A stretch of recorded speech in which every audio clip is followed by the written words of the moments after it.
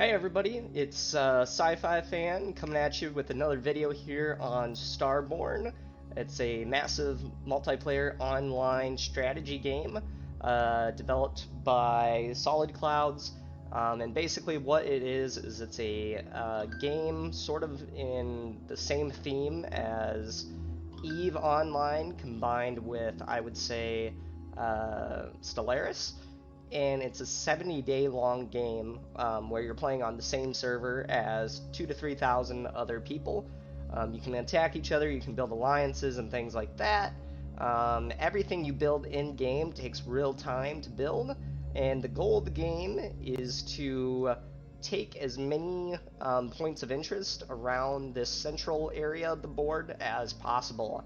And whoever, there's different win conditions, but that's kind of like the main goal that everybody is looking for.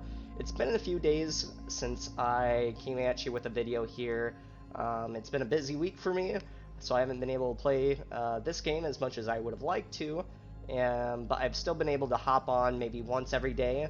But you can definitely tell the importance of hopping on it every day versus hopping on it every couple of days like I have been. So, for example, here's my starting base here. As you can see from my last video, I've added a few things. I've added a missile battery to protect my area a little bit more. I've added a logistics hub, which actually increases my influence, which is the amount of territory that I can have around me. So I've done all this stuff, but look, over here to my neighbor, in my last video, you might have noticed that my neighbor over here, he was like maybe level 5 or something like that. Like, well, not level 5, but his influence was probably like 5 or 10 or something like that. I thought he was just going to be a pushover. I was going to be able to go in, take his territory, take some of his resources, all that stuff. Well, it turns out when somebody, i.e. me, doesn't play every single day for a couple hours every day, other people are playing a couple hours every day. And in that time, he's been able to surpass me in both influence, he's been able to surpass me in military capability, and now he's encroaching on my territory. So that's not good. But one of the things that's new from my last video here is I've actually created a second station out here, sort of closer to the center. The closer to the center area that you get, the more resources become available to you. So as you can see, there's some dense resource fields in this area, whether it's crystals or gas or metals, which is what you need to create different buildings and ships. And so this is actually about a day's journey from my first space station over here. And in that amount of time, I've also joined an alliance here. I'll go to politics here so you can see it. And so my alliance is called the French Connexion. I have no idea if the person who started it is actually French or not. But we have the maximum amount of people. I haven't really done much with the alliance stuff yet.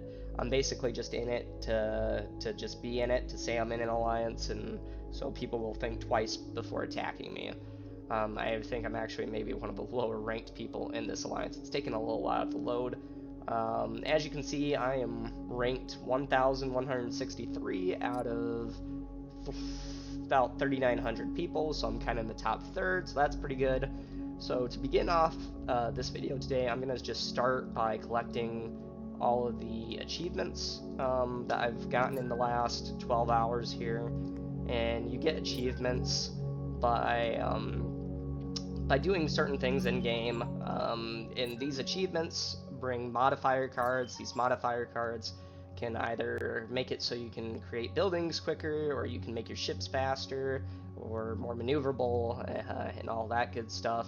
You can get them by either doing missions, by completing achievements, or by paying microtransactions for different cards, but with the microtransactions, you're only allowed a certain number of cards per game, and so that's kind of how they cut down on the pay to win aspect of the game. So it's not extremely pay to win. I would say this game is more you have to be playing all the time in order to be competitive. So I'm just going to go over here, activate a few missions. So this will give me 1 diamond nanorod in 12 hours. You need diamond nanorods to create space stations, but you also need influence and infrastructure points to create space stations. And you get infrastructure points by upgrading your buildings on stations, and it looks like I have 6 infrastructure points. You need 10 to build a station, so I need 4 more infrastructure points to build another station. Alright, so what I'm going to do now is I have 351 attack ships, and I have 20 defense ships here, 70 industrial ships. Industrial ships are like your builder ships. You need them to build facilities, and you need them also to transport different materials. And then these are exploration ships, which you need to do scans of different places. You also need exploration ships to sabotage stations as well. And so I am not going to mess with this guy over here because I'm actually going to just spy on him here real quick. Let's see. So spies had a total skin range. Okay. So here's my spy report on Parched Dolphin, part of the Parched Daddy Alliance, apparently. And it looks like he's upgraded his crystal refineries. He's got a lot of different upgrades here. It looks like he's been focusing more on his industrial and logistics areas on his base than anything else. And it looks like as far as Corvettes go, he's got about 100 or so Corvettes. And so, hold on one second. It's getting the music's a little loud here. I'm just going to turn it down here real quick. There we go. It's still kind of loud.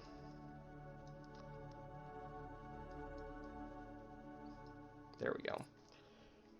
So, where was I? Okay, so I just spied on him. I kind of saw the amount of ships he has. I have about twice the number of ships, but I'm still not going to mess with him because I just would rather not at this point in time. One of the people I am going to mess with, however, is going to be this dude over here. He's only got 18 influence. I don't think he has done a whole lot in the way of building up his empire. So when you first start the game, everybody who starts is in this sort of starting area in this green zone around the map. And then you have protection for 7 days.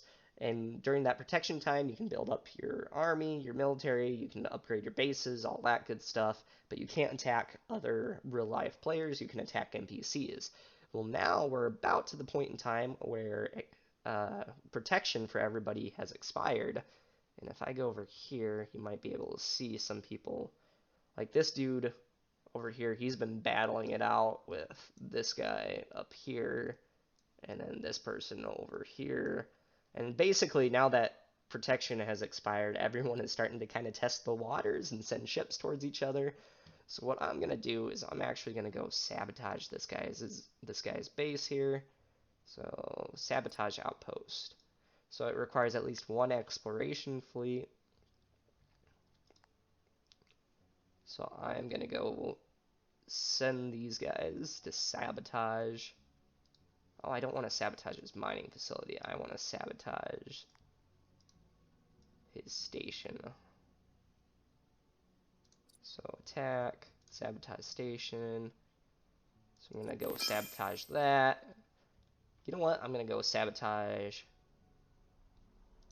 his outpost as well with these guys.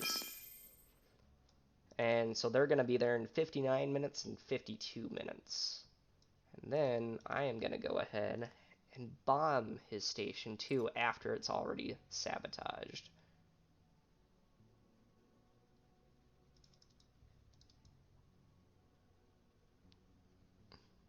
I guess I should have checked first to see what is pro. Okay, he's not in an alliance. Good. I was like, if this guy's in an alliance and I just didn't check that, I just screwed up majorly because I'm just going to have 20 people coming after me then. Alright, so he's not in an alliance. Pro tip, always check to make sure your opponent isn't in an alliance. And if they are in an alliance, they're in a crappy alliance that isn't better than your alliance. I'm going to go ahead and spy on this guy to see what he's got. He's got 27 Corvettes. Yeah, he hasn't done really anything. Okay, so how long is it going to take for me to attack his thing here? Yeah, so it will take 52 minutes and 30 seconds. So I want to schedule my assault force, to hit him just after my explorer ships sabotage his stations. So they're going to sabotage his stations in 50 minutes and 58 minutes. So I am going to have these guys attack in 60 minutes. So arrival time 1803. When are these guys supposed to arrive here? Speed 50 minutes. So it must. All right. I am absolutely terrible at military time. So travel time 52 minutes 30 seconds.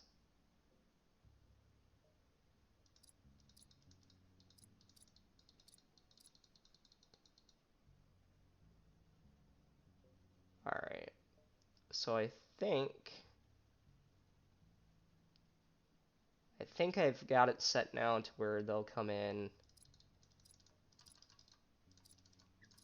You know what? We're just to be on the safe side, we're gonna bump that up there, and we're gonna send those guys. All right. So these guys are going to depart in 36 minutes. It'll take them about an hour to get there.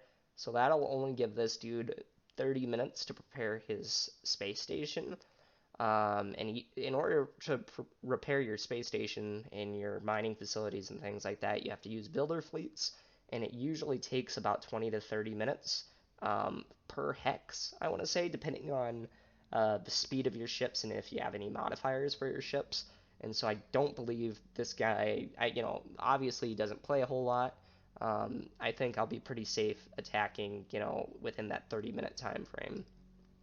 So I'm just going to take him down a notch, I've never actually attacked a real life player before in this game, so we're going to go see how it goes for me. Hopefully nothing bad happens. I'm going to go take a look and see how my alliance is doing. Okay, so they have a Discord. I'm not too worried about that. At this point, I've basically given up on winning. Um, so this game is very similar to one of the games I used to play back in high school. The game I used to play back in computer class. It was an online game, and it was called the Luna Expanse or something of that nature. And it was basically like this game. Like, it took real life time to build ships, to send ships to different places, but it was an ever expanding universe. It never ended. So this game, it ends in 70 days. So everything I do in this game, in 70 days, it's all wiped away. All that time I spent in the game, it's gone. All the stations I built, everything gone. In the game I used to play, that wouldn't have happened. Basically, it was like EVE Online. Players formed alliances went to war with each other, but everything you did in game, you could still have a year from then, as long as the servers were still going, which I think the servers were shut down sometime in like 2015. But I would say that was a strong point for that game. Some people might say, this is good having the server wiped every 70 days because it doesn't let any alliance gain too big of a foothold on the galaxy. It shakes things up. It always keeps players thinking and innovating and things like that. Which, yeah, that's great and all. But I would say it's also the strongest downfall of this game is that everything is wiped away in 70 days.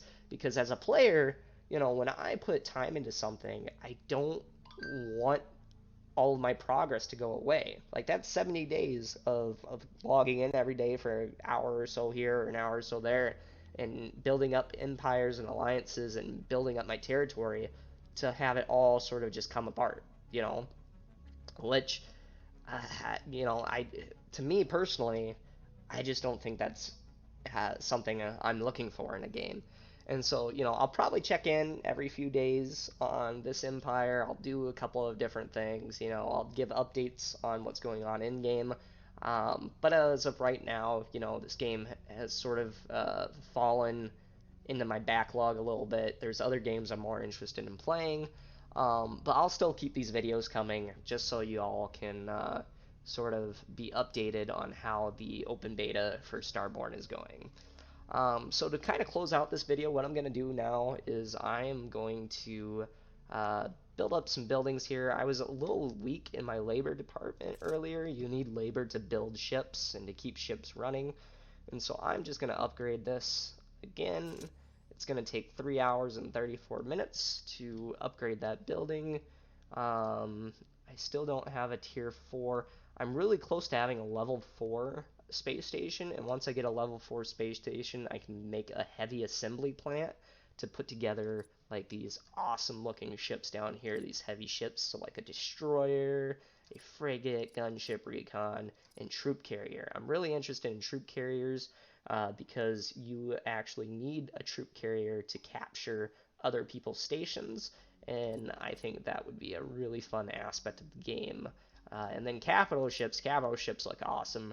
Carriers, I don't exactly know how carriers function. I imagine they function like a regular aircraft carrier would, where you can put corvettes and things on them, but I'm not for sure on that. Alright, so I have 3 hours to go on that. In the meantime, I'm going to try upgrading one of these level 2 things. And my queue is full, so I can't build anymore for that station. How's my shipyard doing? So I have 265 more labor to go for that. So what I'm going to do is I'm going to switch over to Serpent Station. I called it Serpent Station because it's in the Serpent's arm area here of space. It looks like... Okay, cool. I thought those guys were closer to me than they actually were. So basically what I've been focusing on with this station is more of my mining and logistics rather than military. I've kind of kept my military base to being my starter base, and then this is my mining base. And so I'm just gonna upgrade these. Oops, can I upgrade you one more time? Yes, awesome. And so your queue limit, you're limited to 4 hours build time. So this means all this stuff will be done in 4 hours, and I can log back in and build more buildings and upgrade more buildings. Alright, so queue is full for that. How much labor do I have? 265. Okay. So I'm going to go to my shipyard, and I want more patrol ships because I want to build up my defenses a little bit. So I'm going to produce 12 ships. That's going to take 1 hour and 30 minutes. I'm going to check my inventory, go over here, open up these mission crates that I got for doing different missions.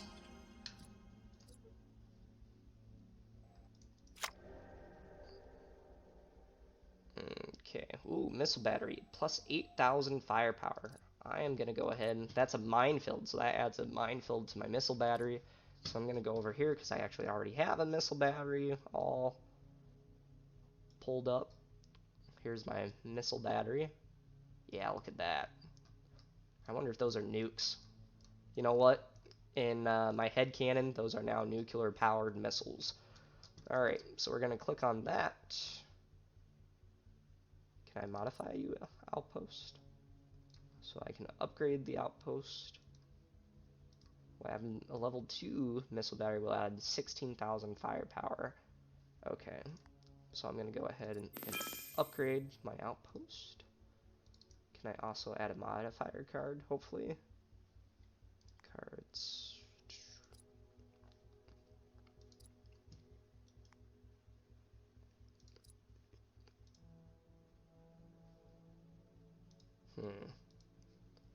Well, there should be some, maybe it's just for the station here.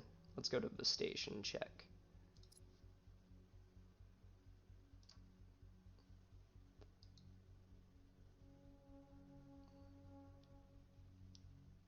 Yep. Alright, so I'm going to go ahead and just assign that card there. So that that'll create a minefield and up my missile battery capabilities. Alright, so just as a quick recap, I am attacking this guy because he's not playing. I've sent exploration ships to sabotage both his mining facility in his home base, and I've sent attack ships to attack and bomb him about 30 minutes after my sabotage happens. I'm still kind of weary of this dude over here because he's much bigger than I am, but apparently I have a larger fleet at the moment, so I'm just going to keep building up that fleet and building up my defenses. I'm building up my labor area so I can have more ships. My station is almost ready to be upgraded again, which will allow me to have a heavy assembly station, which can create heavy ships and assault ships and troop carriers to take over other people's stations. I have my second station up and running now, which I'm making into a logistics and mining station. I'm part of an alliance now, so that'll help me sort of in the long run.